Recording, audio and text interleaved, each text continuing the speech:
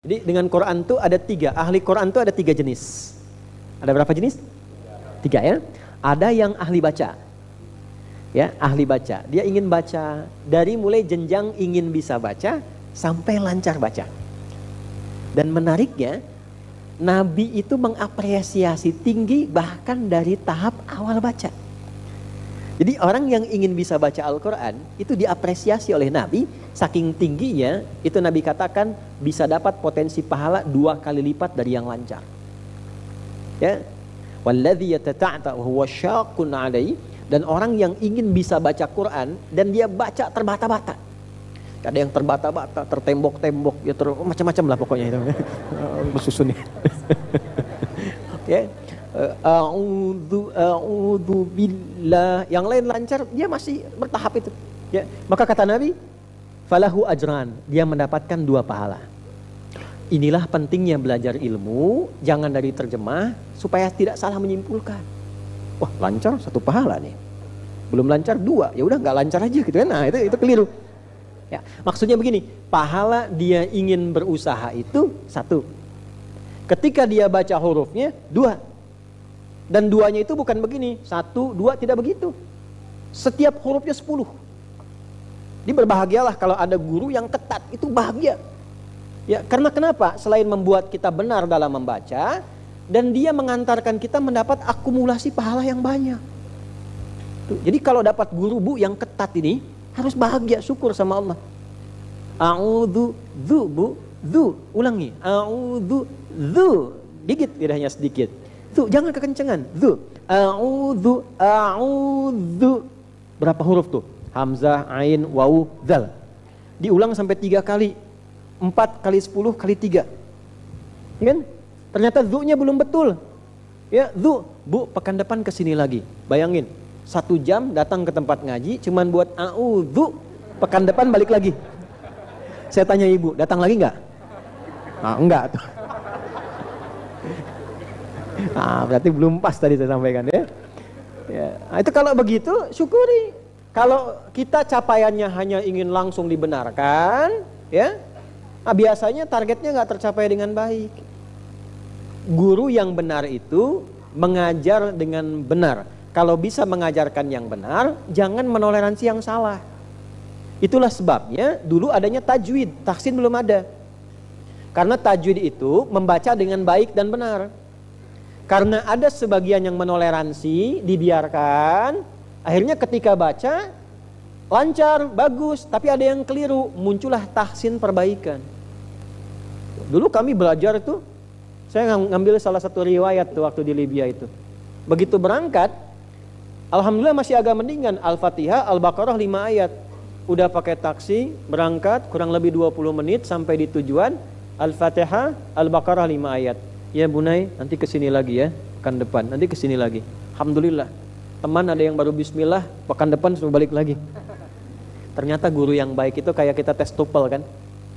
Dicek lisannya sampai mana, yang kurang huruf apa, ditemukanlah masalah di lidahnya.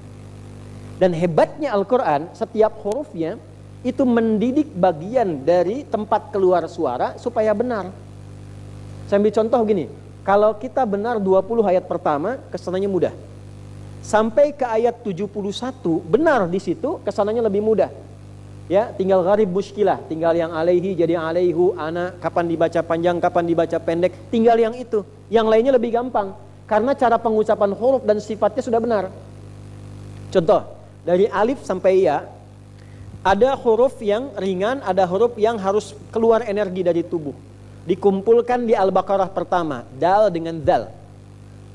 Mudah mana mengucapkan? Dal nggak pakai titik atau dzal pakai titik? Hah? Asalnya dzal yang pakai titik. Da karena nggak ada tekanan. Ya, cara belajarnya lidahnya gigit sedikit ini da. Ya. Saya pernah awal-awal datang, belum terlalu sibuk itu, kita ada kajian Quran. Yang baru ngantor dari apa pulang itu baca Quran saya masih bisa bimbing dari awal. Itu ada bapak bacaan bagus tinggal huruf dal. Da itu latihannya, yang lain ngaji beliau da. Nah, selesai bagus. Salah lagi saya bilang, Pak, sampai ke rumah bapak di jalan da. Kalau ada yang tanya, Pak apa kabar? Da. Latihan. Nah kemudian dal itu harful infijar, perlu ada tenaga dari dalam. Matikan, kalau mau ngecek huruf tuh matikan, sukunkan. Makanya disebut huruf qalqalah yang memantul menahan. Qaf, ta, ba, jim, dal, qutbu jadin. Ya kan?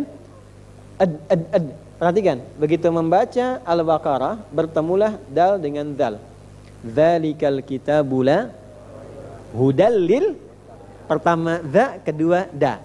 Za da za da za da za da za da. Begitu lancar za-nya jadi zi. Za-zi. Ayat 3-nya alladzina. Jadi da, za, da, zi. Za da zi, za da zi, za da zi. Zi da da, zi da da, zi da da. Ya, lancar. Dal sering ketukar dengan zai. Ya kan? Da sudah bisa. Da sudah lancar. Zi sudah bagus, tapi zai sering ketukar. Ada zal, ada zai. Beda kan ya? Ya kan? Yang repot kalau baca idzazul kan? Idzazul zilatil ardu zilzalaha. Ada yang bacanya sambil dijilat-jilat. Ijajul zilatil ardu. Nah, itu yang keliru. Itu yang tidak tepat ya. Maka setelah ketemu zi, alladzina yu'minuna bil ghaibi wa yuqimuna as-salata wa mimma za. Da, za, zi, za. Setelah harakat za-nya itu ketemu, jadi zi. Dipertemukan zi dengan zi, ayat 4. Walladzina yu'minuna bima unzila ilaika wa ma unzila min qablik wa bil akhirati hum yuqinun. Jadi itu menarik gitu. Nanti lancar da, zi, za, da. Nanti terus sampai ketemu nanti ke Al-Baqarah ayat 70, 71. Qala innahu yaqulu innaha baqaratul la dhalulu tuthirul arda wa la tasqil hartha musallamatul la syiyata fiha. Ketemu semua. Di situ ada tha, ada za, ada shin besar, ada ha, ketemu semua. Ya, lihat kalimatnya. Qala innahu yaqulu innaha baqaratul la dhalulu tuthirul arda wa la tasqil hartha musallamatul la syiyata fiha. Qalul ana ji'ta bil haqq fadhabahuha wa ma kadu yaf'alun. Semua huruf sulit ketemu. Kalau ibu sabar sampai ayat itu, kesananya sudah lancar semua sifatul huruf. Setengah juz 29 setengahnya lancar semua. Nah kadang kurang sabar, pengen cepat di-stempel lancar. Akhirnya 30 juz bacanya lancar tapi salah. Muncullah tahsin. Nah ini ya. Nah ini awal-awal yang kita sampaikan. Makanya ketika mulai baca itu qiraah, gak apa-apa. Tenang aja, pelan. Kalau dibenarkan, alhamdulillah. Benarkan, alhamdulillah. Sampai lancar. Kalau dapat guru yang begitu, bersyukurlah pada Allah. Jelas sampai sini? Nah itu namanya fase pertama qiraah. Orang yang disebut qari. Makanya dulu ada buku dikarang qiraati. Bacaan awal saya. Ya kan? Lalu ada muridnya mengarang Iqra. Ya kan? Iqra itu dari qiraah. Bacaan dasar yang tidak menuntut paham. Makanya tidak dituntut paham, yang penting bisa baca. Ya, waktu baca qiraati, Iqra kan begitu kan? A, aba, abata, ta'aba, bata'a, ya kan? A, fatah a, ya kan? Fa, fatah fa, lam doma u, lu, apa lu, ya kan? Jawab. Ini qiraah satu. Yang kedua adalah tilawah. Tilawah itu membaca dengan makna. Dia punya 3 arti. Baca, pahami, amalkan. Baca, pahami, amalkan. Itu tilawah namanya.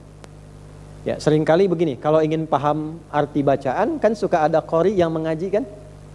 Tapi kalau kita ingin paham, di samping ada yang menerjemahkan kan? Coba, yang ini qori yang menerjemahkan? Tilawah, sari tilawah. Ini sebetulnya tilawah itu kata mandiri. Tidak ada sari, karena sari bukan dari bahasa Arab. Kecuali dari sari, artinya berjalan. Seakar dengan isra, asra, ya, subhanalladzi asra, asalnya dari kata sara, berjalan, mengalir di malam hari. Tapi sari di sini tidak bersambung dengan tilawah. Mungkin yang pertama tilawah menerjemahkan tubuh sari, sehingga disebut sari tilawah. Nah, kalau Pak Dedi mungkin Dedi tilawah. Di tilawah itu mandiri, maknanya paham, mengerti, dan mudah diamalkan. Bagian kedua begini, setelah lancar baca, ada ahli Quran yang kedua. Satu ahli qiraah, yang kedua ahli tilawah.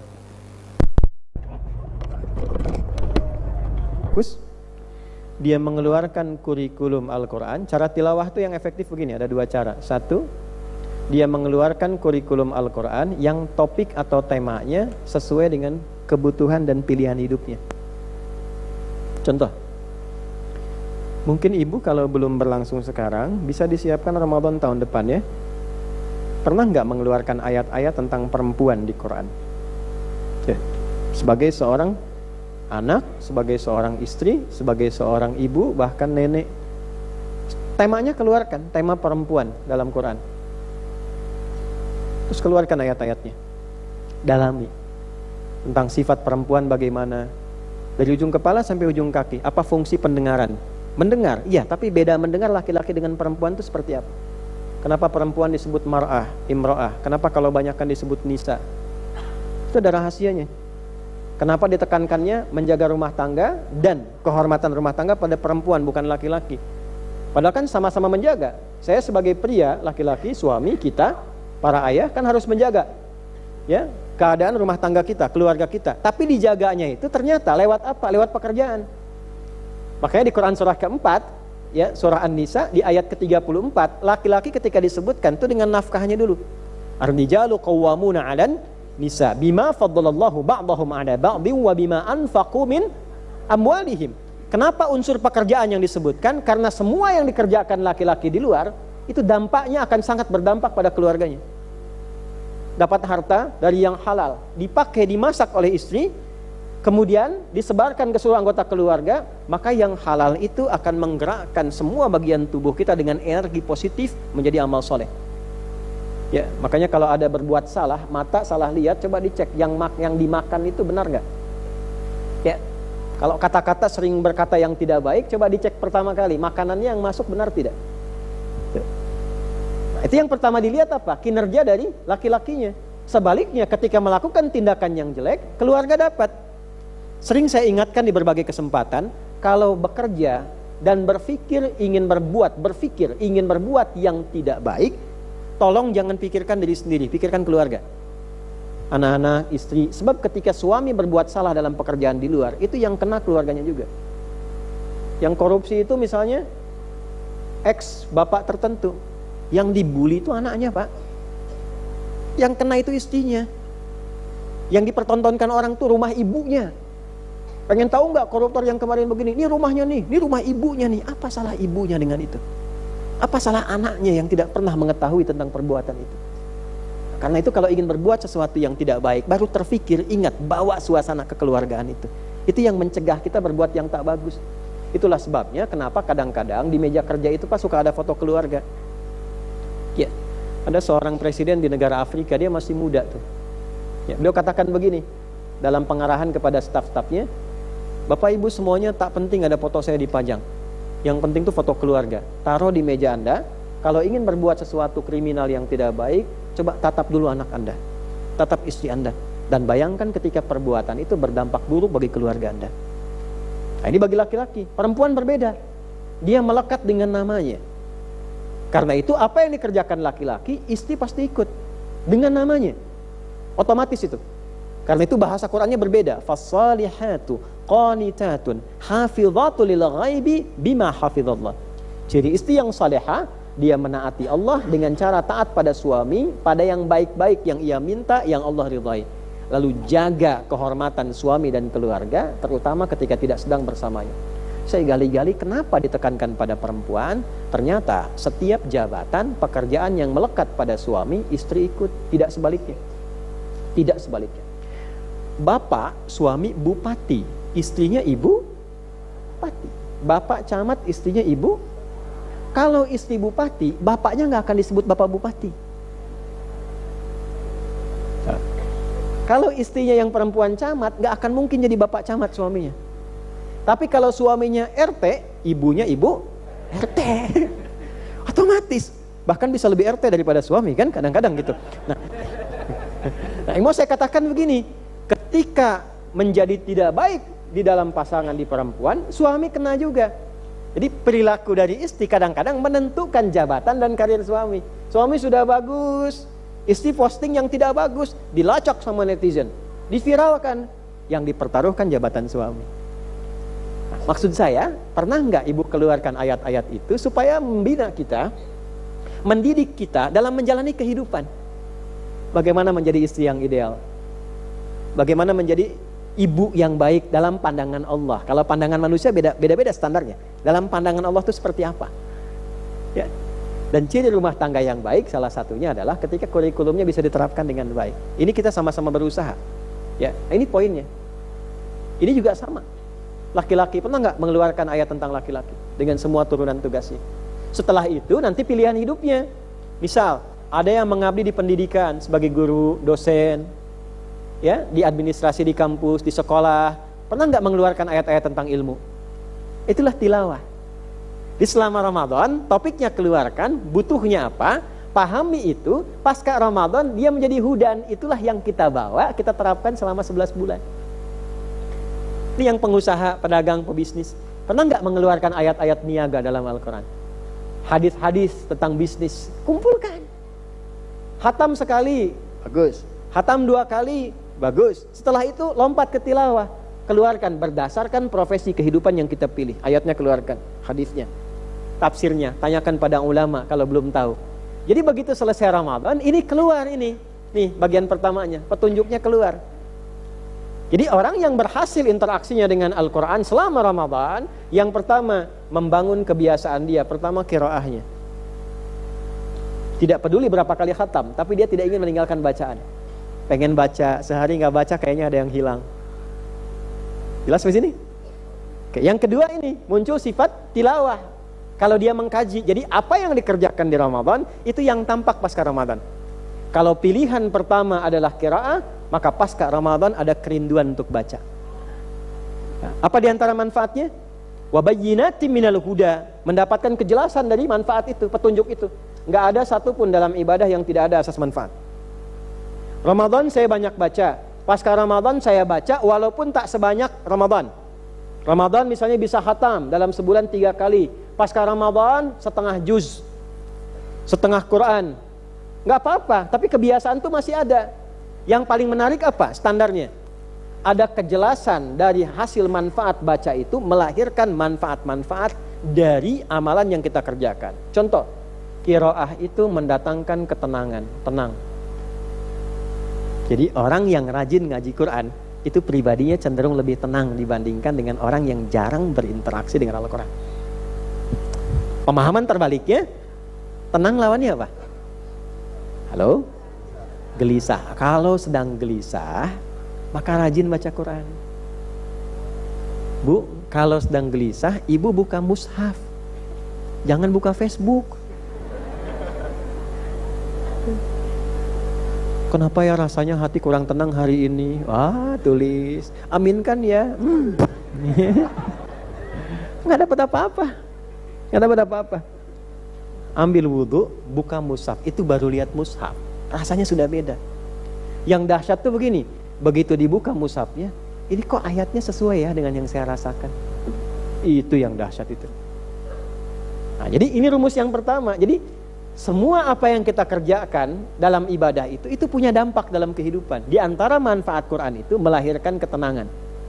Dibaca ada ketenangan. Dan ingat ini, jiwa yang tenang selalu melahirkan kreativitas yang cemerlang. Bikin status. Ya. Nah, itu satu tuh. Jadi sekarang pasca Ramadan sudah 13 Syawal ya. Nah, dari 13 hari ini sudah berapa bacaan yang kita hadirkan? Baca lagi. Kan? Nggak apa-apa sebagian juga, yang penting ada terusan baca. Oh, saya saat Ramadan khatam surat Al-Qalam, nun wal qalami wa ma yasturun. Sekarang tinggal nunnya aja. Nun. Masih ada jejaknya lah, alhamdulillah. Nah, ini tilawah. Nah, kalau belum ada, ini maksudnya, kalau belum ada, Maka kurikulum ini kita kumpulkan lagi mumpung masih Syawal. Evaluasi lagi. Lengkapi untuk membuktikan kepada Allah, alhamdulillah ya Allah, terima kasih kemarin diberi kesempatan Ramadan. Saya ingin buktikan saya lulus. Saya ingin buktikan saya lulus. Oleh karena itu, mumpung masih di bulan Syawal, hadirkan lagi ini interaksi dengan Al-Quran. Lalu kemudian setelah itu, nggak harus semuanya dulu, pilih salah satu ini temanya. Tematik, urutkan keperluan kita apa, tulis satu-satu. Nggak harus semua selesai di Syawal. Syawal bikin kurikulum dulu, nanti ada 10 bulan setelah Syawal, ya kan? Bulan ini masuk 1, tambah 10 kan, jadi 11, setelah itu kan Ramadan lagi. 10 tema, setiap bulan 1. Ya, sebagai seorang anak, apa tugas anak dalam Al-Quran bagaimana? Anak laki-laki dengan perempuan beda, bikin sampai tuntas, sampai selesai, sampai ke bab warisan, sampai kembali kepada Allah. Itu ada babnya. Ada bab amal soleh yang bisa kita lakukan. Ada cara menggandeng orang tua sampai ke surga, turunkan sebagai anak yang baik. Bikin kurikulum. Nanti misalnya bulan kedua selanjutnya, ini yang sudah menikah sebagai suami. Yang belum menikah, siapkan fikih rumah tangga. Ya, tahapan untuk menikah itu seperti apa? Belajarnya sebelum nikah. Setelah akad dipraktekkan. Yang terjadi seringkali sekarang, saat masuk pernikahan baru belajar. Nah, ini yang menyebabkan 1 bulan masalah, 2 bulan persoalan, 3 bulan tidak dikehendaki. Dan ini statistiknya tinggi, Pak. Saya pernah tanya seorang penghulu statistik saat memberikan tausiah pernikahan.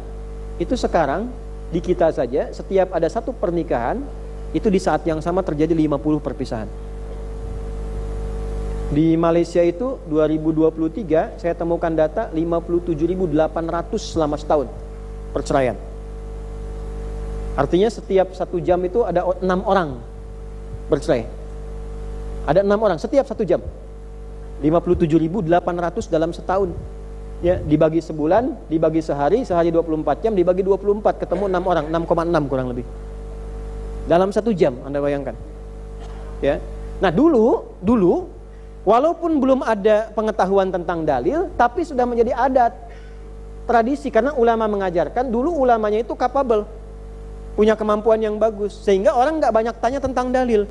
Orang dulu nggak ada ngaji, kiai dalilnya apa? Nggak ada. Dulu didengar karena kiainya kiai betulan, punya karisma, ya, dipraktekan, pendampingannya baik. Apa yang disampaikan itu digugu dan ditiru, didengar, dipraktekan. Jadi nggak butuh dalil, kerjakan ini, kerjakan. Ya, dan itu sudah ada, kompilasi dalilnya sudah jelas. Maka dulu kalau ada orang mau melamar, datang ke bapak mertua calonnya, nanti kalau diterima dijawab tuh.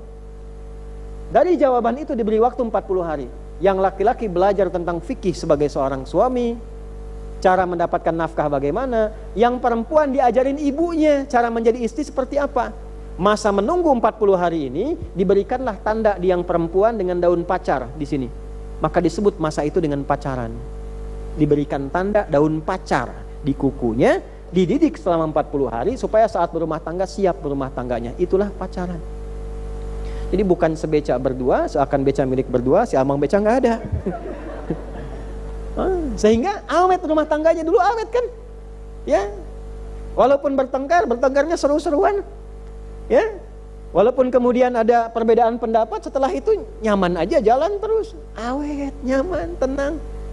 Ya, rumah biasa-biasa, ngaji juga suara, nggak banyak lagu, tenang gitu. Tapi di setiap keheningan malam, remang-remang, lampu semprong, ada suara ngaji. Ya, setelah itu yang suami pulang dari sawah, macam-macam dan seterusnya, indah gitu, suasana-suasana itu.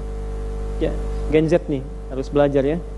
Dulu tuh banyak sekali permainan-permainan itu semua kognitif terlatih gitu, bergerak dan seterusnya. Kadang rindu suasana-suasana seperti itu tuh. Nah, ini poin-poin yang kita dapatkan, itulah tilawah.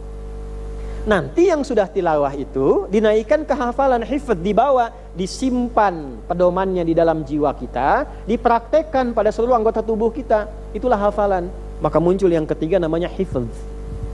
Hifdz itu menggabungkan qiraah dengan tilawah sekaligus. Hafalan Quran, ini hafalan yang baik tuh ini, hifdz.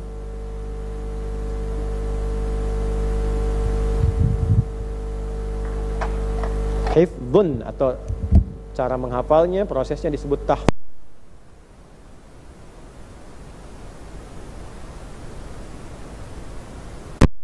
Sehingga apa yang dihafalkan itu membawa perubahan pada diri. Itu yang dimaksud Quran surah ke-35 Fatir di ayat ke-32 sampai 33. Thumma awrathna al-kitaba alladhina istafayna min ibadina faminhum zalimun li nafsi wa minhum muqtasid wa minhum sabiqun bil khairati biiznillah. Di antara para ahli Quran kami wariskan Al-Quran itu ada 3 tipe. Tipe yang zalim pada dirinya sendiri. Dia hafal Quran, tapi Qurannya tidak dipraktekkan dalam hidup. Tapi digunakan, maaf ya, untuk menyimpang dari petunjuk Quran. Dia hafal Qul huwallahu ahad, tapi lisannya bisa berkata, semua agama sama, menuju pada Tuhan yang sama. Cuma caranya beda-beda. Kan bertentangan dengan kalimat Qul huwallahu. Nah itu zalimul li nafsi. Ada yang kedua, wa minhum muqtasid, paket hemat. Baru untuk dirinya, tapi belum ada perubahan yang bisa dijadikan contoh oleh orang lain. Cirinya bagaimana? Ini bagus level kedua ini, tapi masih standar dasar. Ya, menghafal, baca Quran, mojok-mojok, dinding masjid, di tiang-tiang masjid, ngulang-ngulang. Pak, kayaknya bacaannya bagus, ada jadi imam lah. Belum saatnya saya, Pak. Saya masih mengulang, masih pemula. Nah, itu muqtasid, paket hemat. Ya, paket untuk pribadi, belum untuk yang lain. Yang ketiga, nah ini yang utama. Sabiqum bil khairati biiznillah. Orang yang walaupun hafalnya sedikit, tapi hafalan itu membawa perubahan kebaikan bagi dirinya. Hafalannya nggak banyak, cuman 1 ayat hafal. Ayat tentang lisan misalnya, dia hafal 1 ayat aja. Ya ayyuhalladzina amanu la yasraqu min qaum. Hei orang-orang yang beriman, jangan saling mencela. Maka dia jaga lisannya untuk tidak mudah mencela orang lain. Nah, itulah hafalan Quran yang baik. Dia hafal Qurannya, misalnya wal 'asr innal insana lafi khusr illa alladzina wa 'amilus wa tawassaw bil wa tawassaw bis. Maka dari hafalan surat yang kelihatan pendek ini, dia mencoba tampil lebih baik. Saya orang beriman, berarti iman saya harus berbuat saya lebih baik, amal soleh. Maka dia bicara yang soleh. Ketika yang mau dia katakan tidak soleh, dia tahan lisannya. Nah, itu perubahan dari hifz. Nah, hafalan seperti inilah yang dibenarkan dari Quran. Sekarang, dari apa yang dihafal selama Ramadan, apa yang dibaca, apa yang ditilawahi, berapa yang telah membawa perubahan pada hidup kita.